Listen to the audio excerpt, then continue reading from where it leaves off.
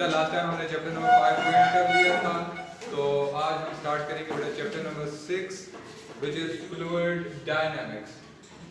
तो what is fluid dynamics बेटा? तो fluid dynamics को बेटा हम डिफाइन करते हैं जी the study of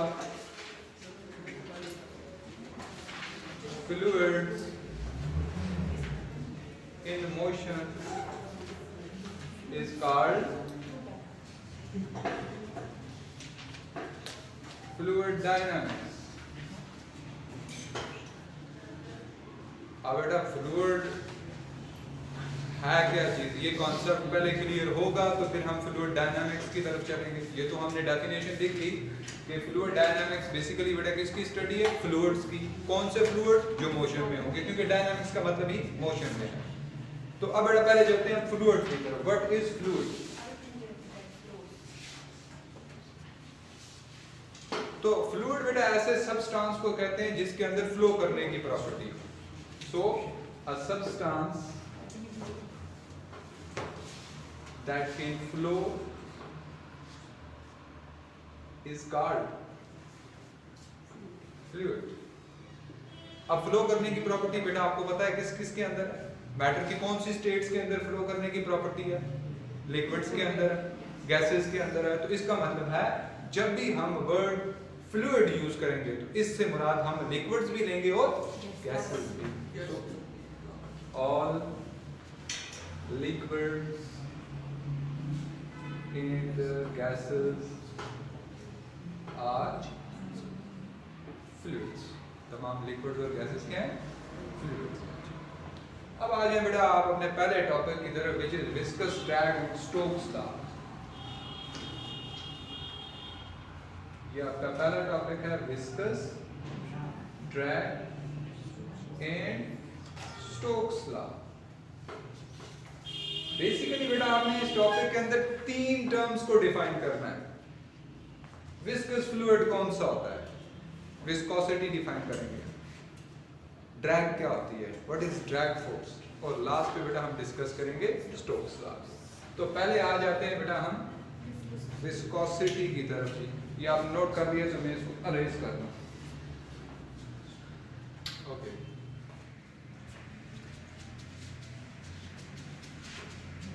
तो पहले बेटा हम डिस्कस करते हैं व्हाट इज विस्कोसिटी।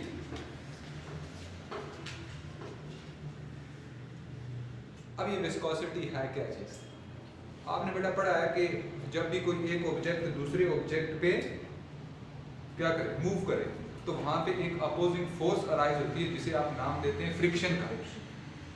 फ्रिक्शन ऐसी फोर्स है जो एक ऑब्जेक्ट की दूसरे ऑब्जेक्ट पे मोशन को रेजिस्ट करती है। इसी तरह जब फ्लूइड फ्लो करता है तो फ्लूइड की इंटरनल लेयर्स या उसके जो मॉलिक्यूल्स हैं उनके दरमियान जो फोर्स ऑफ फ्रिक्शन पाई जाएगी उसे बेटा हम नाम देते हैं viscosity. In other words viscosity क्या चीज है? फ्रिक्शन है, लेकिन ये फ्लूइड्स की इंटरनल फ्रिक्शन का नाम है। तो हम इसको डिफाइन करते हैं force of friction between different layers of fluids is called viscosity. Generally हम ये अज्यूम करते हैं कि कोई भी फ्लूइड जो है उसके अंदर जो मॉलिक्यूल्स हैं they are in the form of layers. तो जब फ्लूइड फ्लो करेगा तो इसका मतलब हम ये लेते हैं कि एक लेयर दूसरी लेयर के ऊपर स्लाइड करती है। तो स्लाइडिंग के दौरान वहां पे अपोजिंग फोर्स अराइज होती है। तो लेयर्स के दरमियान इस अपोजिंग फोर्स को बेटा हम नाम देते हैं विस्कोसिटी का। अगर कभी आपने किसी कैनाल के अंदर पानी का मोशन, पानी जब फ्लो कर रहा हो उसको कभी गौर से ऑब्जर्व करें तो आप देखेंगे कि जो टॉप वाला पानी होगा उसके अंदर आपको स्पीड ज्यादा दिखाई देगी, और जो आप नीचे वाले पानी को ऑब्जर्व करते जाएंगे तो आपको ऐसा लगेगा कि उसकी स्पीड स्लो है। अब उसका रीजन क्या है? तो उसका रीजन ये विस्कोसिटी है कि जो नीचे वाली लेयर्स पे नॉर्मल या प्रेसिंग फोर्स बढ़ती जाती है, और आपने पढ़ा है कि प्रेसिंग फोर्स या वेट ज्यादा होने की वजह से फ्रिक्शन या विस्कोसिटी ज्यादा होती है। तो इसका मतलब है नीचे वाली लेयर्स के दरमियान फ्रिक्शन या विस्कोसिटी ज्यादा है, इसलिए उनका फ्लो स्लो होता है। जबकि ऊपर वाली लेयर्स के दरमियान विस्कोसिटी कम है तो उनका बहाव या उनका फ्लो तेज होगा। तो फिर इसका मतलब है कि आपकी जो विस्कोसिटी है वो किन किन फैक्टर्स पे डिपेंड करेगी और उसके इफेक्ट्स क्या होंगे वो भी देख लें। पहले इसकी डिपेंडेंस देख लें बेटा। इट डिपेंड्स ऑन, पहला है बेटा नेचर ऑफ फ्लूइड पे,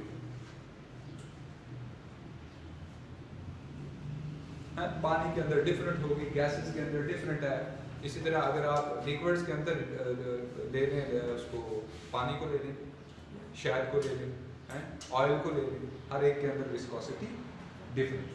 तो इसका मतलब पहली चीज जिस पे विस्कोसिटी डिपेंड करेगी वो नेचर ऑफ फ्लूइड। दूसरा टेम्परेचर। अब टेम्परेचर में इंपॉर्टेंट बात याद रखिएगा, अगर हम लिक्विड्स का टेम्परेचर बढ़ाएं तो विस्कोसिटी कम होगी। किसी आप लिक्विड को गर्म करें तो उसका फ्लो बढ़ेगा, गैसेस में विस्कोसिटी बढ़ेगी, उसका फ्लो कम होगा।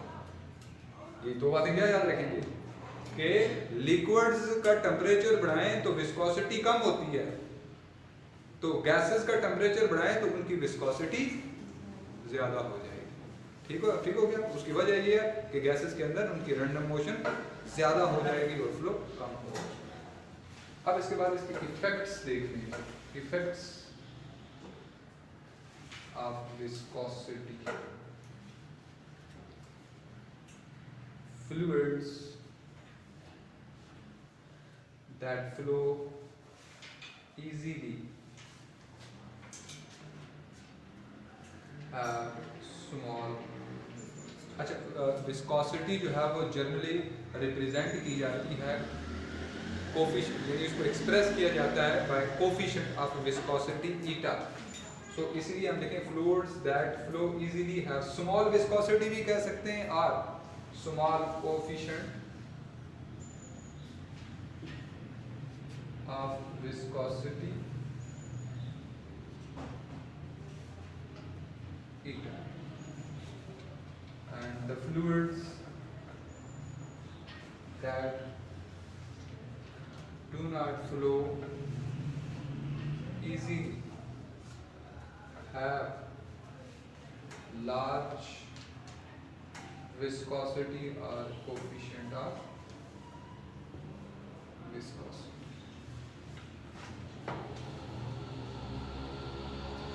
ठीक हो गया बेटा। अब आ जाए जी ड्रैग फोर्स की तरफ। What is drag force? कभी बेटा चलती गाड़ी से आपने हाथ पैर निकाला हो, क्या फील किया कि आपके हाथ पे कोई फोर्स लग रही है जो उसको बैकवर्ड डायरेक्शन में क्या कर रही है, हाँ पुश कर रही है। तो बेसिकली ये फोर्स जो है, this force is called drag force, क्योंकि आपका हाथ जो है बेटा वो फ्लूइड में से ड्रैग हो रहा होता है और आपके इस हाथ की मोशन को फ्लूइड क्या करता है, रेजिस्ट करता है, अपोज करता है। इसीलिए इस फोर्स को हम नाम देते हैं drag force. So a retarding force experienced by an object while moving through a fluid is called drag force। कोई भी ऑब्जेक्ट जब किसी फ्लूइड में से मूव करेगा तो फ्लूइड पे बेटा जो अपोजिंग या रिटार्डिंग फोर्स लगेगी उसे हम ड्रैग फोर्स कहते हैं। अब ड्रैग फोर्स किन किन चीजों पे डिपेंड करता है? अगेन बेटा पहली चीज है nature of fluid.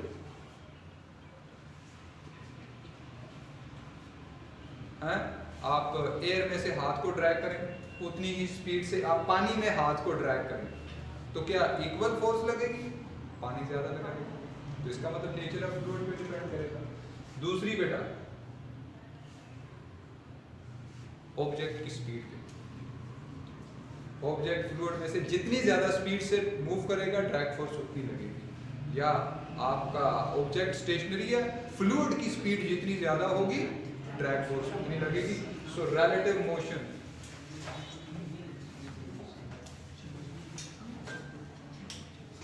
of object in fluid. अच्छा, तीसरी चीज बेटा, ऑब्जेक्ट के साइज और शेप पे भी डिपेंड करेगा। साइज जितना बड़ा होगा उतना ज्यादा फ्लूइड इसके साथ इंटरेक्ट करेगा, ड्रैग फोर्स उतनी ज्यादा होगी। शेप से क्या मुराद है? जो फ्लैट बॉडीज हैं उनके ऊपर ज्यादा ड्रैग फोर्स लगती है, और जो कोन शेप्ड होती है, ये आपने देखा होगा ना, अक्सर जो आपके प्लेन्स हैं, एरोप्लेन्स, उनका फ्रंट सेक्शन जो है वो हमेशा कैसा बनाया जाता है?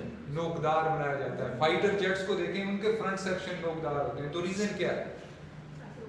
ताकि कम ड्रैग फोर्स लगे, कम रिटार्डेशन होने फील हो, वो इजीली जो है वो फ्लूइड को पेनिट्रेट करके गुजर सके। तो तीसरी चीज लिखेंगे बेटा, shape and size of object. और लास्ट पे है बेटा आपका Stokes law, which enables us to calculate the drag force experienced by a spherical object while moving through a fluid. Stokes law क्या कहता है?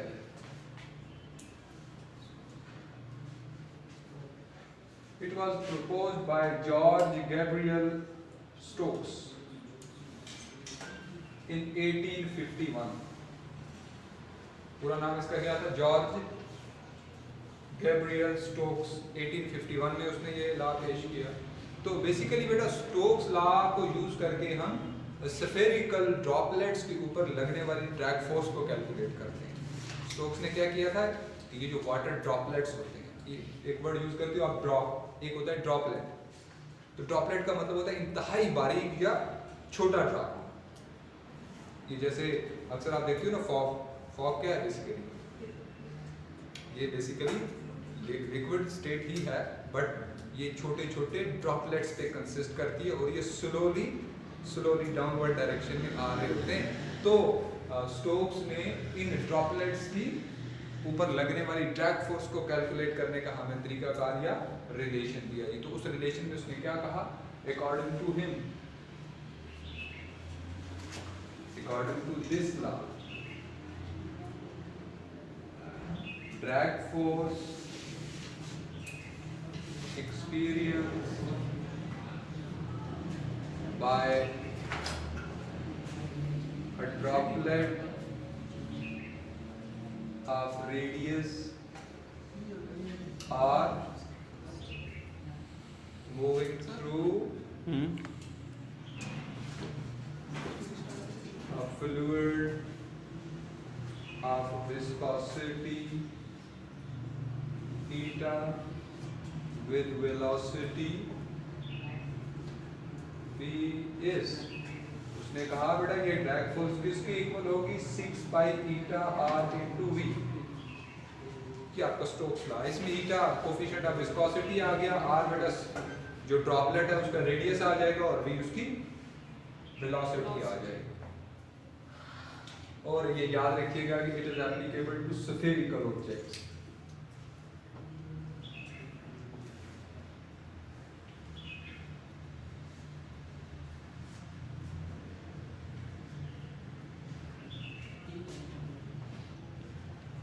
ओके, ये आपका आज का टॉपिक बेटा एंड हो गया। कल इंशाल्लाह हम नेक्स्ट टॉपिक डिस्कस करेंगे। Thank you.